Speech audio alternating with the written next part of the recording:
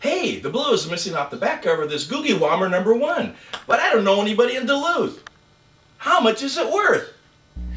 Has this ever happened to you?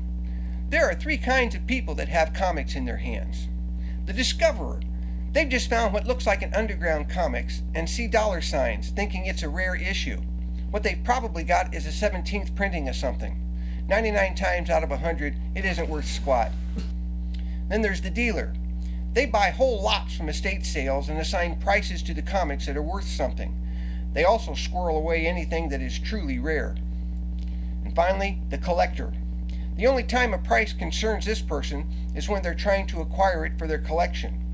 The total value of their collection is merely a fun exercise because they'll never let go of anything.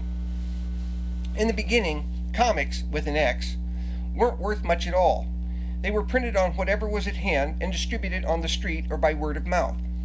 Once they became the thing to do, a few people started collecting them. They were a very independent group. The first attempt that I can see to catalog the underground started in July of 1975 with Bob Sidebottom and California Comics #2. It had 11 pages of text listing all the comics at the time from A to C. He continued it in California Comics #3, listing comics from D to FA, and it ended there. I'm sure it was quite a task even at that early time. The next attempt was done in 1979 by Robert K. Weiner in his Illustrated Checklist to Underground Comics. This one was more complete than Sidebottom's, but not near as descriptive.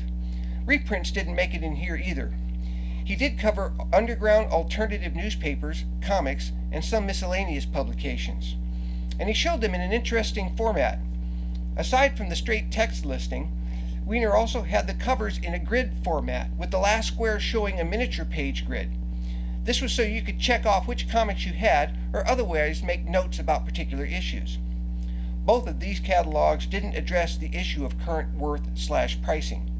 I would hazard a guess it was because by the end of the 70s, dealers could see that the collectors were willing to pay a higher premium for the rarer issues. Then the prophet, J. Kennedy is his name, with a fanatical devotion tracked down a torrent of undergrounds, complete with reprints and assigned values to them, and in 1982 published the official Underground and New Wave Comics Price Guide. It was a milestone. The guide had a large number of cover pictures with center spot for color covers. It had become, and still is, the Bible for every underground comics collector since. The prices listed now are quite outdated, but a more complete listing of comics has never been assembled. In January of 2006, Dan Fogel of Hippie Comics Inc. published his Fogel's Underground Comics Price Guide. Fogel's guide now included a range of prices depending on the condition of the comics. It also has the addition of quite a number of comics published since Kennedy's guide. There are also quite a few comics from Kennedy's guide that didn't make it into Fogel's guide. This is understandable due to the monumental undertaking that goes into creating something like this. What, you don't like Fogel's guide? Can you do better? Well then shut up. Hopefully, Dan Fogel will do what J. Kennedy failed to do. That is, to keep the guide updated and do an annual publishing. But what does that mean to me? The bottom line is that a comic's worth is not set in stone.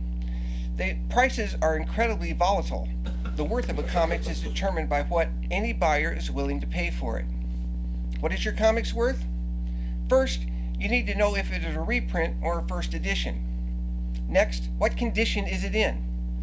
The range is usually in this order: mint, near mint, very fine, fine, very good, good, fair, poor, and coverless. How can you determine this? Well, there's one site, eBigs, that will walk you through making this decision. I'll put a link on my Comics of the Month page for you. Now check Fogel's guide to see what a ballpark figure would be. And finally, watch eBay and the Heritage Auction site. Also be sure to check out what other dealers might be selling the same comics for: Rip-Off Press, Last Gasp, Mile High Comics, etc. That sounds like a lot of work. Well, duh. All this is from the perspective of a collector like myself. Of course, the quick and dirty method is to just throw it into an eBay auction and see what you can get for it. Well, that's it for this month. If you have any suggestions for future shows, stop by my blog and let me know. Rock on!